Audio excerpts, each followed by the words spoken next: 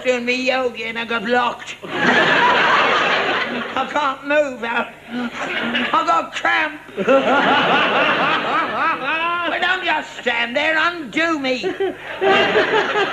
How long have you been like that? Since 4 o'clock. That means there's no tea ready. Look at tea ready looking like this. Well, you could have rolled out there. Are you going to undo me? Well, I don't know about that. How much is it worth? Nothing. Nothing? Well, all right then. Dim boom, dim boom, dim drive boom, dim boom, drive boom, dim boom, dim drive boom. Hear the word of the Lord. Dim boom, dim boom, dim drive boom. Harold? I see the pound is still buoyant on the international exchange. 2.39 and 16/32. That's a very good improvement, that is. Dim boom, dim boom, dim There's been a lot of forward buying of the German mark. I'll give you £1. After being out on the horse and cart all day, coming out to no tea? £2. 30 bob. Oh, come now, Father. 30 bob to a man of property? You insult me, Sir Albert. Yeah. Practical yoga for the businessman. Well, it's obvious where you done wrong. You forgot to oil yourself. Oh. Here, it says here that in India, bloke stays like that for weeks on end, without food or water. It allows the mind to become crystal clear in order for one to reach the highest plane of transcendental meditation. You experienced anything like that? No, it hurts. Well, you're not giving it a chance, are you? I mean, you've got to persevere. I think I'll leave you like that for a couple of weeks. Make you feel much better. 35 bob. I'll bet again. I could put you on a little trolley and pull you about. Or then again, I could leave you outside a tube station with a begging bowl in your hand. You're potty. You're round and twist. Oh! Pins and needles. £2. You can have your £2. Where is it? In me pocket. Oh dear. Here, I've got about 20 quid in here. 23. That is naughty. Very naughty. You are supposed to give up all your earthly possessions when you're being a yoga. You could get jumped out of a yoga's union for that. I don't think you're taking this book seriously enough. You got your £2.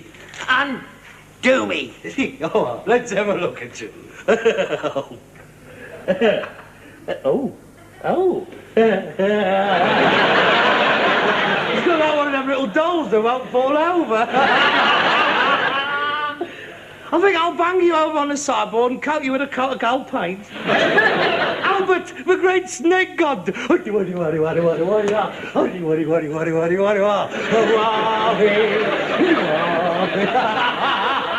Oh, great God, Albert, we bring thee here.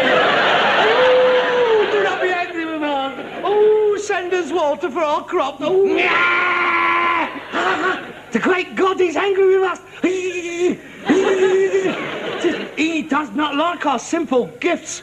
Oh, we should have brought thee a virgin, oh great one, but we can't find none round here. You callous little bleeder. All right. No need to lose your temper. You've got no sense of humour, have you? Neither would you, if you've been stuck here for 3 hours. Let's have a look at you. Right, over left. Sorry. Left and the right. Upper days.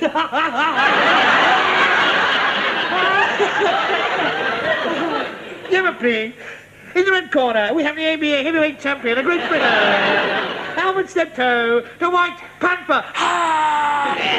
At the weigh this morning, Albert Steptoe scaled 5 stone, 3 3/4 ounces, soaking wet. Give off. Well, you can do it, champ. Don't worry, you can do it. If you wins this one, you can take off your vest and turn professional. Leave off. I can rub my own legs. What's the matter with you? What's got into you? You're behaving like a 5-year-old. I'm happy, that's all. Life has smiled upon me at last. Oh, God. Another bird. No, it's better than that. Business. The winds of change is a-blowing through the yard. For the past few weeks, we has been becalmed in the doldrums. But now the glass is dropping, and we're going to go out in along through the roaring 40s, all sheets to the wind. You've bought a boat. I haven't bought a boat, you fool. I've had a tickle. What do you mean? Well, while you've been sat here all afternoon contemplating your navel, I have, in the course of business, purchased for the niggardly sum of £7.10 the most exquisite example of the cabinet maker's art that's ever come into this yard. Eh? Where is it? Stay, sit. Get your half pint of blood moving around.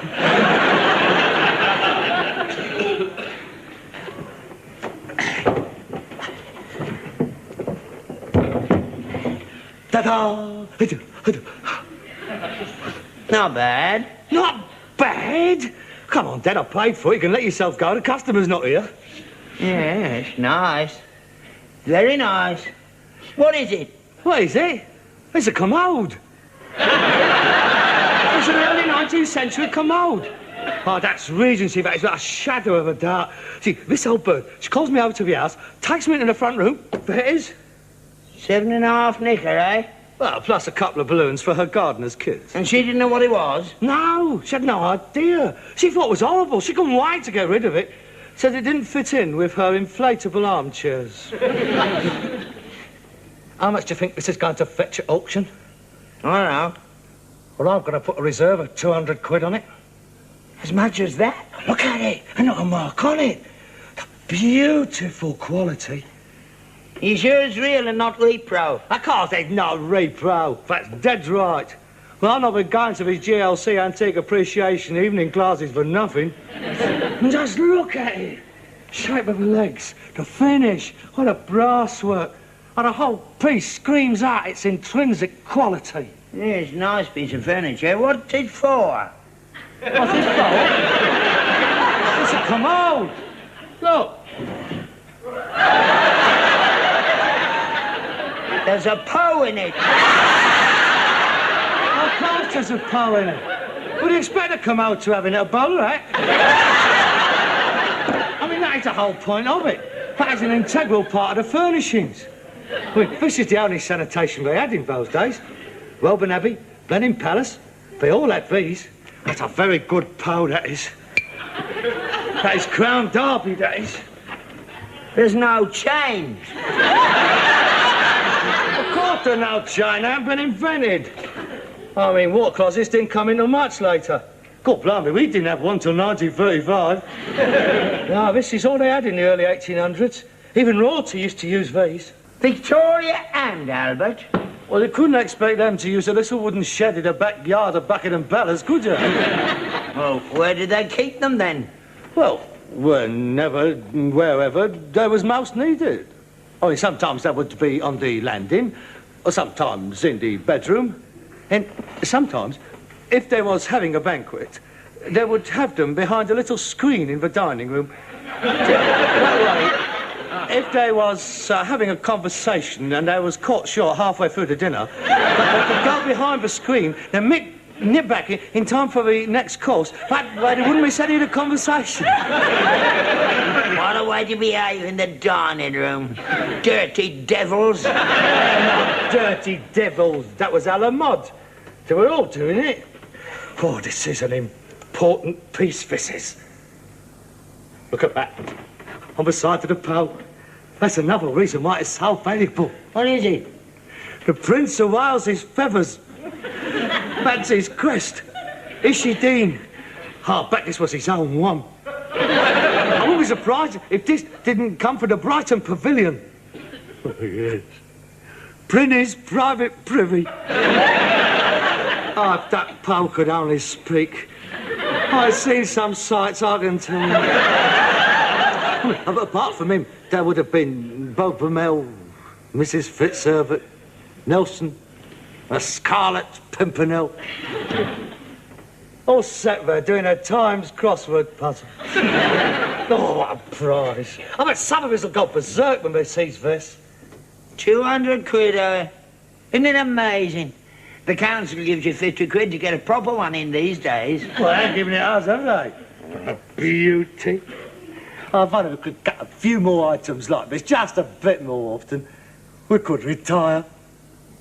There's only one thing bothers me. What? Well, if it's worth all that much money, it don't seem right only to give a £7.10 for it. What are you talking about? Steptoe and Son have always had a reputation for fair prices. That's how we've got such a good name in the business. And that's why we've got no bleeding money in the bank. It's dog in this world. Do unto others before they do unto you. Well, I think it's bordering on dishonesty, and I don't like it. Well, nobody cares what you like. This is mine. Your turn.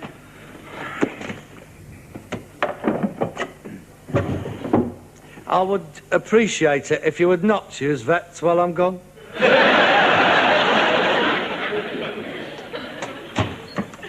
Afternoon. Ah, good afternoon, Mr. Steptoe. Yeah. I believe this is your card. Steptoe and Sons, best prices paid for old antiques. That is correct. You buying or selling? You called at my house this morning and bought a Regency commode for my wife. Did I? I think you did. £7.10 you paid her for it. Yes, well, I did purchase an article of furniture which might or might not be, period. Well, it is. Well, that remains to be seen. Is there something wrong? Yes, there is. I'd like to discuss it with you. May I come in? Well, yeah, by all means. In there. Oh, there it is. Thank God you haven't sold it. I'm afraid there's been a mistake. My wife shouldn't have sold you this piece. She didn't know the value of it.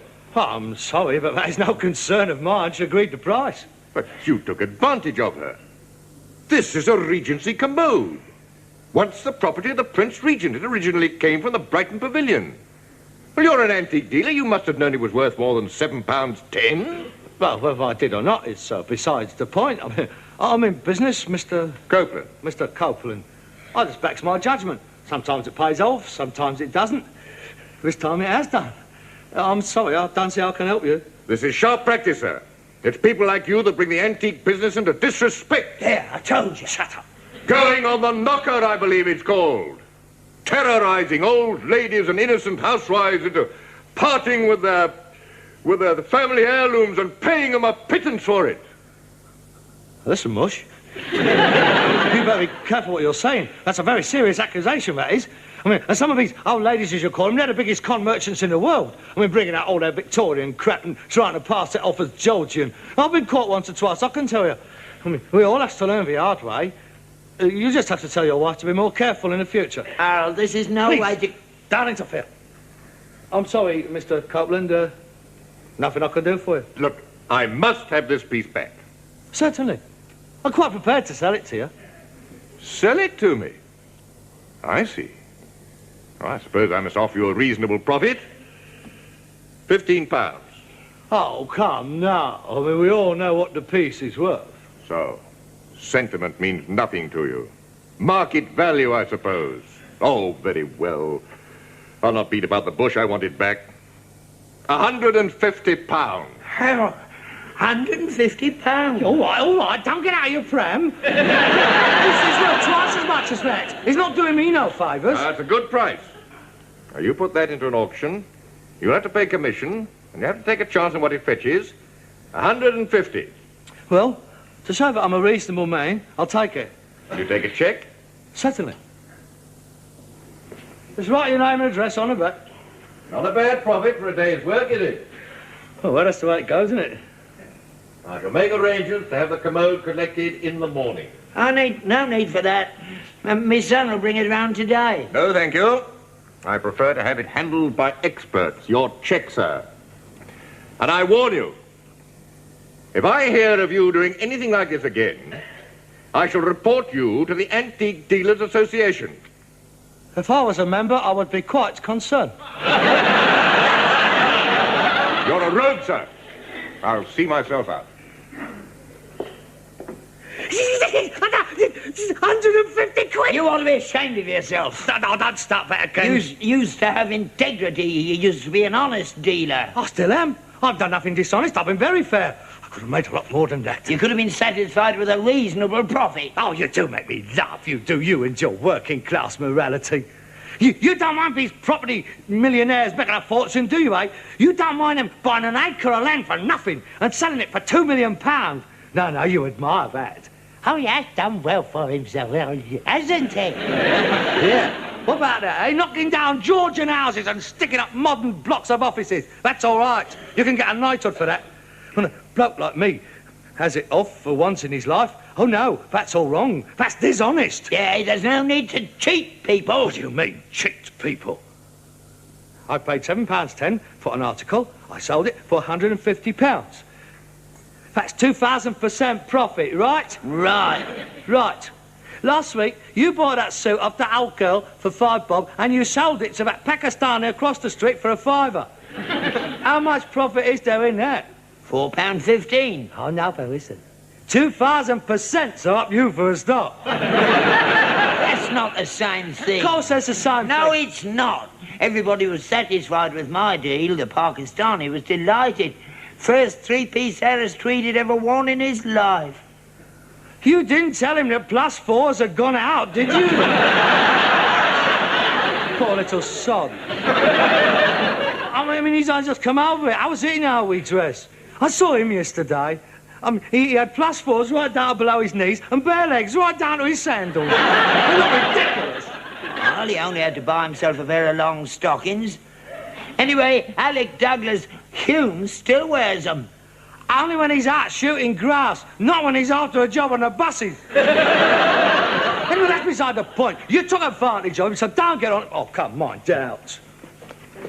At least it takes advantage of people what can afford it, what should know better, so they've had a better education than what I've had. I feel no qualms about my dealings with the bourgeoisie. And if I gets the chance, I shall whoop it up them again, right? I'll go.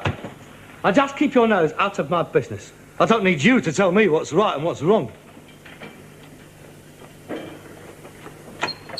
Good afternoon. Are you open? Yeah. We never closed. We're a bit like the windmill, really. Good. Well, my name's De Vere, Antiques. Rome and Venice? Yes. I opened out there years ago. That's where the money is. They're buying absolutely everything at the moment, the Italians, as you probably know. Oh, yes. I've seen them in great profusion down the Portobello Road. Yes. Well, I ship to Italy by the lorry load.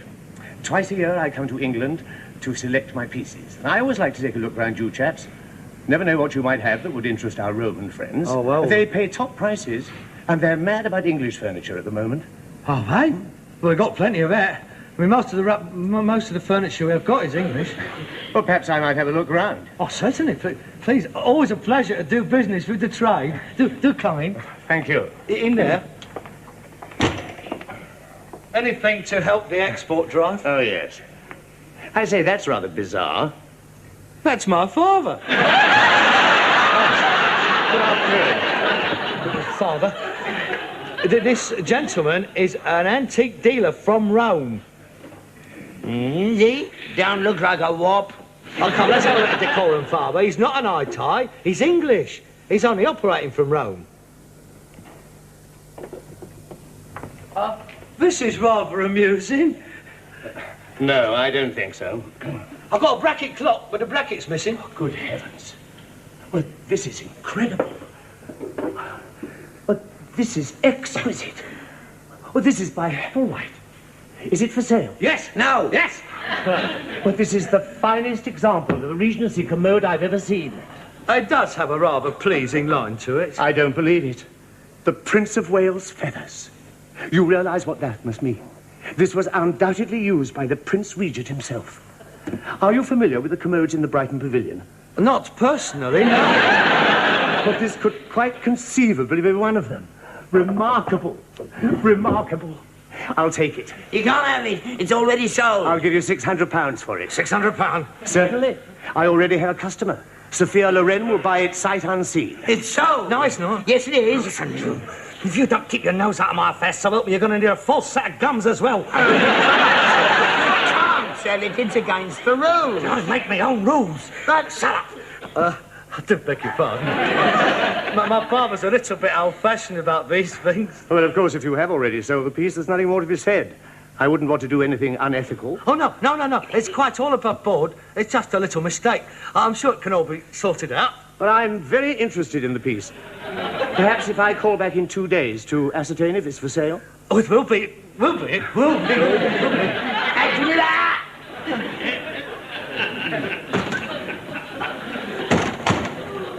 There'll be no trouble, I do assure you. The man I sold it to, he don't really want it, and his wife can't stand the sight of it. I'm sure we can come to some arrangement. Well, I can assure you, I would not be party to anything unethical. I mean, I values my reputation above all else. As we all do. Yeah, I'll bite back off him. I'll give him handsome profit. I'm sure he'll be quite amenable. You can tell Mrs. Loren the commode is as good as hers. If you can establish sole title for the piece, we have a deal. Please do your best to get it. It's a superb example. If necessary, I might even go higher than 600. I'll get it. Don't worry, I'll get it. I'll get it.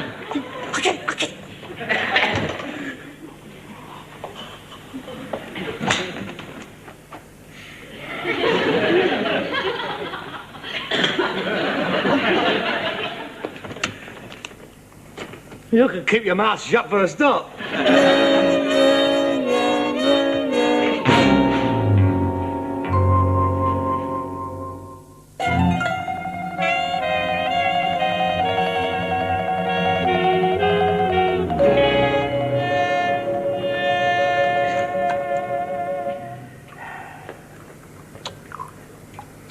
It's still here, is it?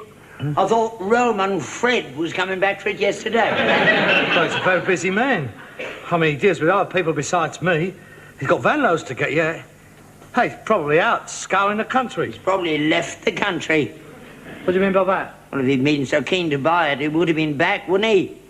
It's cost you a lot of money so far, hasn't it? No, not really. Oh, yes, it has. That first bloke had you by the short and curlies when I came back, didn't he? Him with the trash. 150 quid. 350 you had to give him to get it back, hadn't you? How did you know that? I thought you were supposed to have left the room in disgust.